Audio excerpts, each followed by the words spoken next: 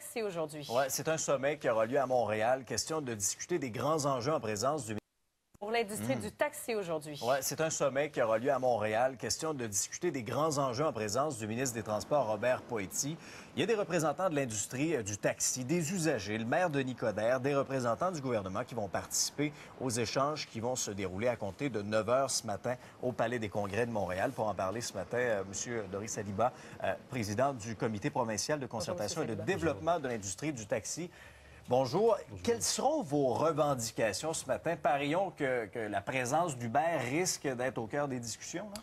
Mais, on a deux thèmes pour la journée, la qualité de service pour la clientèle et ainsi que l'encadrement de l'industrie de taxi et la sécurité des chauffeurs. Ouais. Donc ces deux thèmes-là, je pense, en cas d'industrie de taxi. Aujourd'hui, ce n'est pas la journée pour parler d'Uber, ni de parler d'illégalité, c'est la journée de parler de nous, l'industrie de taxi, avec un meilleur encadrement pour voir dans quelles possibilités on peut changer certains aspects de la loi. Il faut noter que la loi elle existe depuis 15 ans. On est maintenant en 2015 et la technologie a assez changé. Depuis 2007, l'industrie de taxi elle a voulu faire des changements technologiques et la loi ne le permet pas.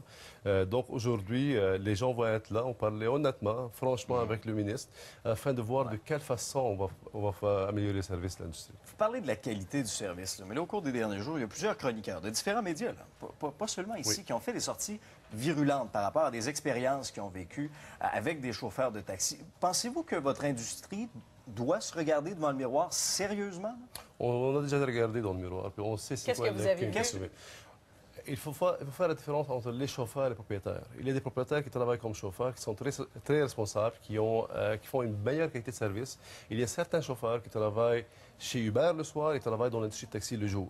Donc ces chauffeurs-là, mais je ne parle pas en général, là, il y a certains cas isolés, et je peux vous dire que pour nous comme industrie de taxi, ces gens-là, il faut qu'ils soient punis. Ouais. Peu importe, même si tu es un chauffeur qui travaille convenablement, mais aussitôt qu'il fait un mauvais service, il faut qu'on arrive à un certain point qu'on puisse soit l'expulser de l'industrie, soit l'encadrer mieux. Parce que pour l'instant, on n'a pas les munitions qu'on est capable vraiment de contrôler tout le monde. Donc, selon vous, à Montréal, en 2015, c'est pas acceptable, par exemple, qu'un chauffeur soupire quand un client veut payer avec une carte de crédit. Là. Vous acceptez pas ça? Pas du tout. D'ailleurs, aujourd'hui, on va demander au ministre que soit obligatoire tous les paiements électroniques à travers toutes les voitures taxi à travers la province.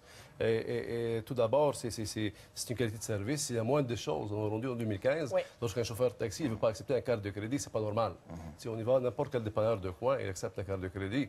Donc, chez nous, il faut vraiment qu'on regarde ça de près. Aujourd'hui, c'est la journée pour. D'ailleurs, j'aimerais remercier le ministre Poetti de nous accorder cette journée-là. Et c'est une opportunité pour l'industrie taxi de se relever debout. Qu'est-ce que vous pensez de l'idée de créer une association professionnelle à adhésion obligatoire? C'est peut-être une méthode d'encadrer plus efficacement votre industrie? Écoutez, toutes les possibilités sont là.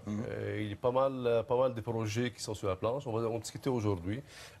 Plus qu'on a des contrôles, mieux que c'est. Plus que les chauffeurs de taxi sont bien encadrés, soit avec les intermédiaires, soit avec les règlements municipaux, mieux que c'est pour nous. Et il faut les regarder de proche. Il faut se relever un petit peu plus sur les chauffeurs de taxi qui démontent mal notre industrie. Il ne faut pas vraiment les généraliser tout le monde. Rappelez-nous combien ça coûte encore en 2015 avoir un permis pour le taxi? Tout dépendant des régions. À Montréal, c'est environ 190 000.